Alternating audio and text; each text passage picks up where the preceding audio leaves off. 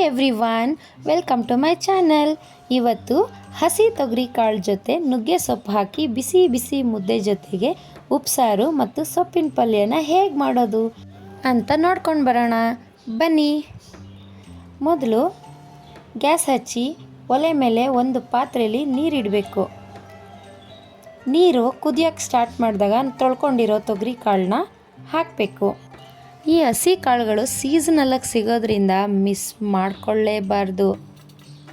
ಈಗ 5-6 ಹಸಿ ಮೆಣಸಿನ್ಕಾಯಿನ ಹಾಕಬೇಕು.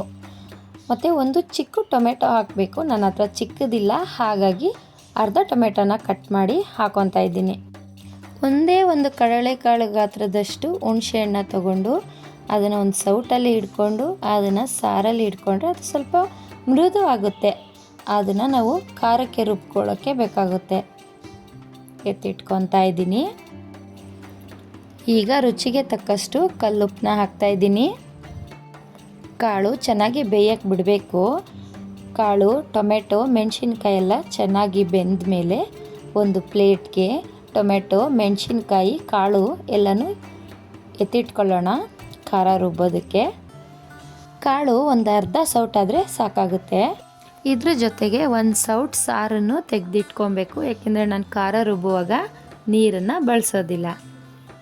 ಇದನ್ನೆಲ್ಲ ತಣ್ಣಗಾಗೋಕ್ಕೆ ಇಟ್ಕೋಬೇಕು. ಈಗ ನಾನು ಈಗಾಗಲೇ ತೊಳೆದಿಟ್ಕೊಂಡಿರೋ ನುಗ್ಗೆ ಸೊಪ್ಪನ್ನ ಹಾಕ್ಕೊತಾ ಇದ್ದೀನಿ. ನುಗ್ಗೆ ಸೊಪ್ಪು ಆರೋಗ್ಯಕ್ಕೆ ತುಂಬ ಒಳ್ಳೆಯದು. ವಾರಕ್ಕೆ 1 ಸಲಿನಾದರೂ 2 ಸಲಿನಾದರೂ ಮಾಡಿಕೊಂಡು ತಿನ್ನಬೇಕು ಅಂತ ಹೇಳ್ತಾರೆ. ನಾನು ಮನೆ ಹತ್ರನೇ ಬೆಳ್ಕೊಂಡಿದ್ದೀನಿ, ಹಾಗಾಗಿ ಆವಾಗವಾಗ ಯೂಸ್ ಮಾಡ್ತಾ ಇರ್ತೀನಿ. ನಾನು ಆವಾಗಲೇ ಸಾರಿಗೆ ಮಾತ್ರ ಉಪ್ಪನ್ನ ಹಾಕ್ಕೊಂಡಿದ್ದೆ. ಈಗ ಸೊಪ್ಪಿಗೂ ಸ್ವಲ್ಪ ಹಾಕ್ಕೊತಾ ಇದ್ದೀನಿ.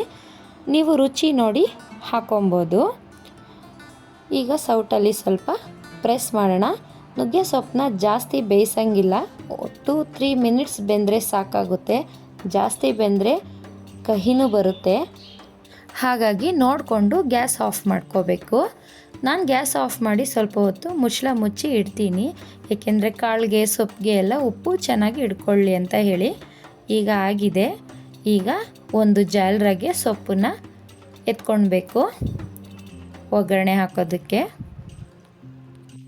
ಹಳ್ಳಿ ಕಡೆ ಒಗ್ಗರಣೆ ಹಾಕೋದಿಲ್ಲ, ಆದರೆ ನಮ್ಮ ಮನೇಲಿ ಸೊಪ್ಪಿಗೆ ಒಗ್ಗರಣೆ ಹಾಕ್ಕೊಂಡೇ ತಿನ್ನೋದು.